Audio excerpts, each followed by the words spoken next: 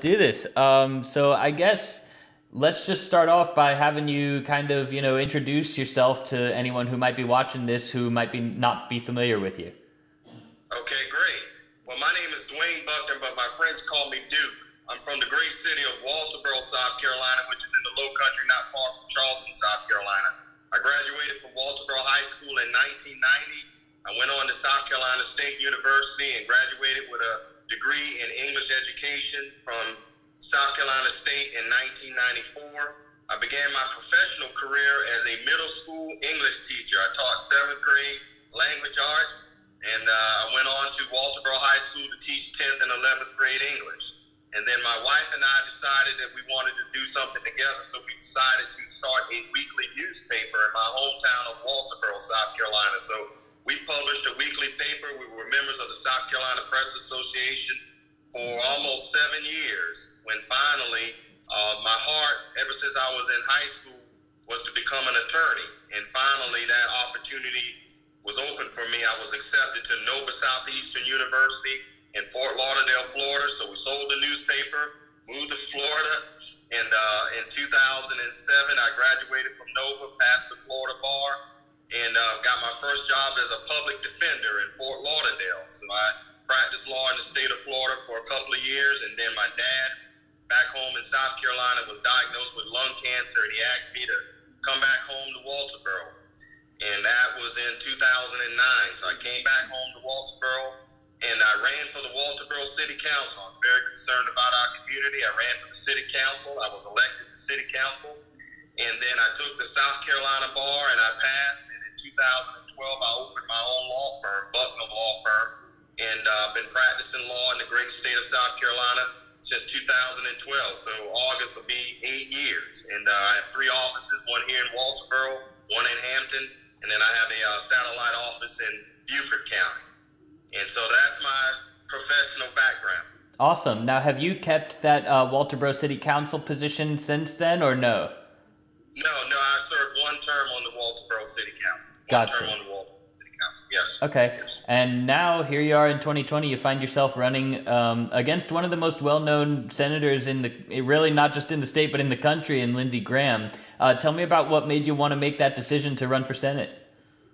Well, Patrick, I believe that it's time for the righteous to govern our nation. It's time for the righteous to govern. And part of my campaign is to encourage individuals that if they feel like the Lord is calling them to step into the political arena, now is the time to do it. This election is about whether or not you believe your values and beliefs are being represented in Washington, D.C. If the answer to that question is no, then it's time to vote for new leadership. I believe Senator Graham no longer represents the values and beliefs of the majority of the citizens of South Carolina. Back in July of 2 years ago, I was watching TV, and Senator Graham said these words, which I believe changed the whole course of American history. At that time, President Donald Trump was contemplating firing Attorney General Jeff Sessions. And Senator Graham said this. He said if the president were to fire Attorney General Jeff Sessions, that he would have holy hell to pay. And if the president were to fire Special Counsel Robert Mueller, that would be the beginning of the end of the Trump presidency. And I said, hold on a second, did our senator just threaten the president of the United States? It sounded like a threat, Patrick, and not only did it sound like a threat, but it sounded like the senator would do everything he could to work towards impeaching the president. And I remember my mind immediately went back when Senator Graham was in the United States House of Representatives, and he was very vocal and instrumental in the impeachment of President Bill Clinton. But the facts in this instance is different. President Clinton was impeached for lying under oath, which is a very serious offense. President Trump is just exercising a right that he clearly has to fire at will anyone that works in his cabinet. They work at the pleasure of the president. So when I heard the senator say that, it bothered me. It bothered me very much because when Donald Trump was running for president, believe it or not, he came to my hometown of Walterboro, South Carolina. He did a rally in Walterboro. And I said to myself, I want to go and hear what he has to say. So I went. And Patrick, when I got there, I heard the president's heart when he said to follow. 1, trade deals. 2, that he was going to build a wall on our southern border in order to stop the flow of illegal aliens coming into our country. 3, that he was going to bring back manufacturing jobs back to the United States. He also said that he was going to make sure that our NATO allies were paying their fair share, because they weren't. The United States was basically footing the bill for security for the entire world. He also said that he was going to reduce burdensome regulations, cut taxes, in essence, put America first by making America great again. And I heard his heart in that. And when he got elected to office, he's done exactly what he said he was going to do. And he has been a man of his word, and I respect that. And so when I heard the senator threaten him, I said at that point, he no longer represents the values and beliefs of the citizens of South Carolina. And then in addition to that, when I was watching TV, the senator came out in support of red flag laws, which is an unreasonable infringement on our Second Amendment right to keep and bear arms. That was the last straw for me. And so I decided to run for office, because I believe I better represent the values and beliefs of the citizens of South Carolina. Yeah, so you just said, let's take matters into my own hands, I guess. I had a chance to look through your website to kind of look through the different issues that you laid out there. But for people who haven't had a chance to check out your website, can you kind of just go over some of those issues and how you feel on them and where you lean towards them? Sure. I released my contract with South Carolina. And it was written in the spirit of the contract with America that was written by Newt Gingrich and Dick Armey back in 1994. During that time, the Republican Party took control of both the House and the Senate. And so I decided to write a contract with South Carolina, which lays out specifically what I'm going to do if elected as the next United States Senator. And one particular point in that contract, and you can find it at bucknerforsenate.com, which is bucknerforsenate.com. I just want to say that part of my platform is that I'm going to go to Washington, D.C. and fight for fathers, because right now fathers are being mistreated in this country, especially in the state of South Carolina. Right now in the state of South Carolina, if a child is born out of wedlock in this state, the father has no rights to that child at all. And so even if he is court ordered to pay child support, he still can't see his child. He still doesn't have any rights of custody.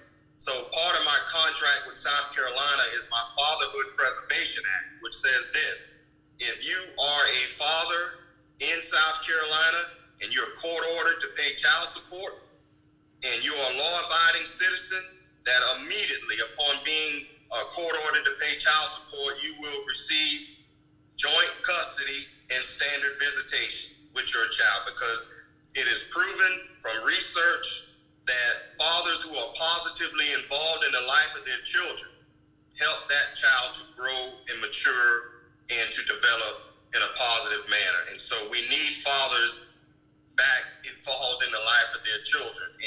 And that's one of the main points of my platform. The next, of course, is the Right to Life Act.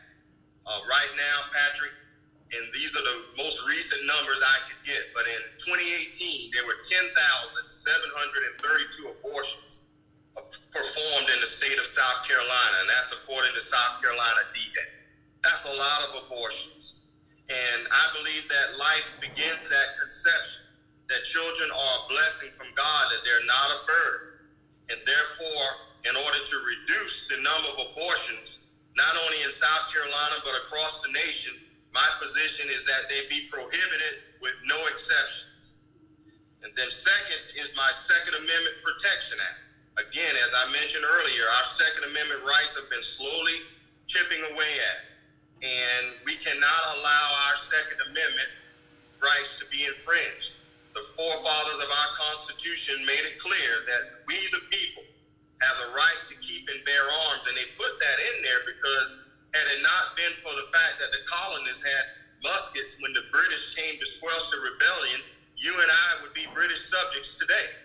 But the colonists had muskets and they could fight back. And our forefathers put that in the Constitution just in case that if our own government shall become tyrannical, that we the people can have the right to defend themselves. And the Supreme Court has made it clear that that right is not contingent upon being a part of a militia, that you, individual citizen, have the right to keep and bear arms to protect yourself, your family, and your property. And we don't want to take away that right from responsible gun owners who are doing the right thing. And then the next part of my contract with South Carolina is my 23 Debt-Free Act. Right now, the United States is $19 trillion in debt. And I believe that the borrower is servant to the lender. Because we're in so much debt, we can't make the investments that we need to make in education, in infrastructure, and building up our own country. And I believe we can be debt-free in 10 years. And this is how we can do it. 1, we need to reduce government spending. 2, we need to eliminate all unnecessary foreign aid.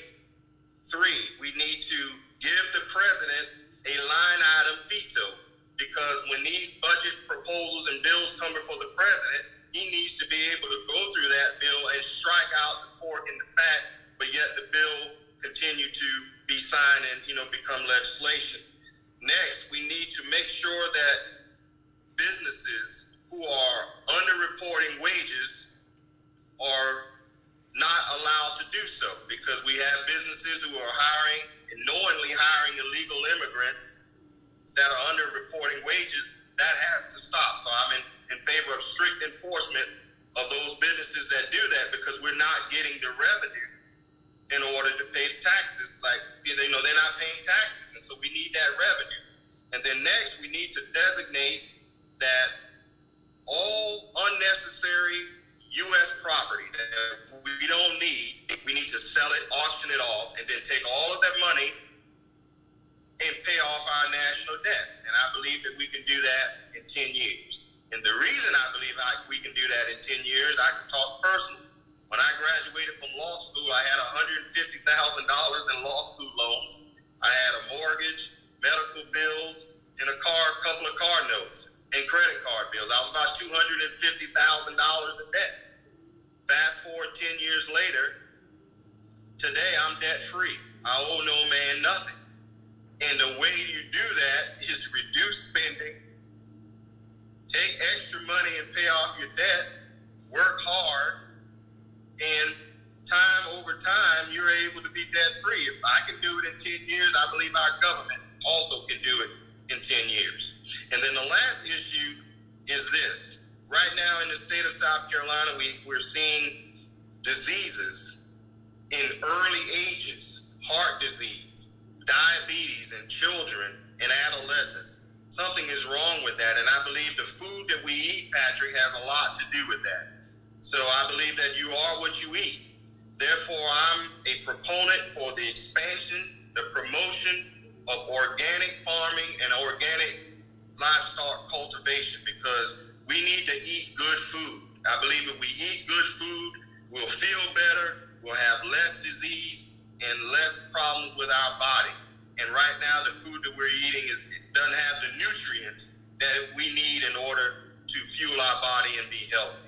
And so that is my contract with South Carolina. That's what I'm going to work on if elected as the next U.S. Senator from South Carolina. Hey, I think Dave Ramsey would be proud of you knocking off $250,000 in debt. I do listen to Dave Ramsey. He inspired me. That's incredible. That's good on you, for real. That's a huge accomplishment. $250,000. Wow.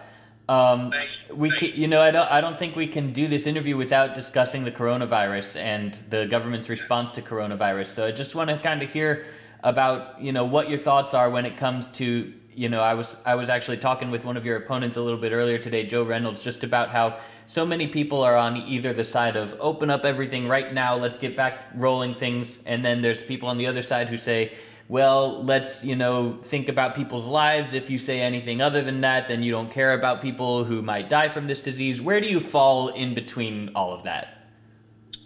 Patrick, this is my position, and I want to make it clear to all of your viewers. Dr. Fauci and other doctors who are advising the president on the coronavirus, these doctors take a Hippocratic oath to do no harm. That's the oath that they take as a doctor. So therefore, if opening up the economy and opening back up our country causes harm to one person, technically by oath, they would have to advise against it. The president, on the other hand, takes an oath of office to preserve, protect, and defend the Constitution of the United States. He has a different oath. His oath is to the people who elected him to preserve our union. So therefore, when the president said that he was going to make the most important and hardest decision of his presidency, a lot of people laughed at it. They didn't know what he was talking about, but I knew exactly what he was talking about.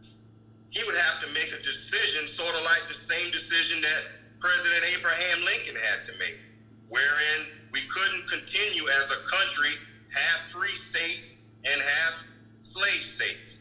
And so in order to preserve the Union, we had a civil war. And in one day, 23,000 men died. And by the end of the Civil War, 650,000 men died in order to preserve the Union. So we cannot allow our Union to be destroyed because we're closed indefinitely. We have to open it up. And I know one life lost is one too many, but to preserve the Union, we have to open back up for business. And that's my position on it. And I agree with what the president is doing. It's a hard decision to make, but he's got to do what's best in the interest of the United States as a whole. Well, Mr. Buckner, I think that covers everything that I wanted to ask you, but of course I did want to give you one more chance just to talk about anything you want to talk about for any of our viewers who might want to hear from you. Well, sure. It's two things. One, as a former English teacher, one of my stories that I taught was about Rip Van Winkle. Everybody heard of Rip Van Winkle. He was the guy that slept for 20 years. And when he went to sleep, the colonies were under the British crown. But when he woke up, a revolution had happened. And we were the free United States. And so he was having some trouble understanding that. But one of the points in that short story was this.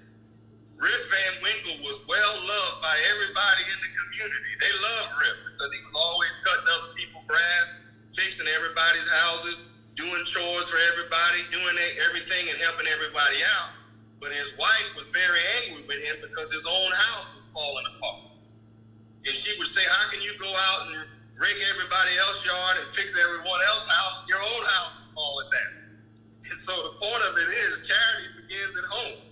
And so that's why when the president says America first, I understand that because you have to take care of home first before you can go out and take care of everybody else. And that's why we need to look at doing what we can to take care of America, put America first, invest in an infrastructure project, which is what we desperately need. And I'm hoping I will be a part of the next Congress that will help to get that infrastructure project passed. We need new high-speed rail. You know, you go to China and Japan, you know, they're riding at 80 miles an hour and we're still at 65, you know, on rails that are antiquated. So we've got to invest in our infrastructure, fix our roads and our bridges. And that's the next big step that I believe that we as the United States are going to have to take. And so I thank you very, very much for the opportunity to be on your show. And again, my website is bucknerforsenate.com. Thank you. Absolutely. Well, thank you so much for your time, Mr. Buckner. I appreciate it, and best of luck June 9th. Thank you. Oh, one other thing. Yeah, go for it. One other point. Outside of Senator Lindsey Graham, I'm the only candidate that's actually from South Carolina. I was born and raised here in the state of South Carolina. Mr. Reynolds and Mr. LaPierre, they're not from South Carolina.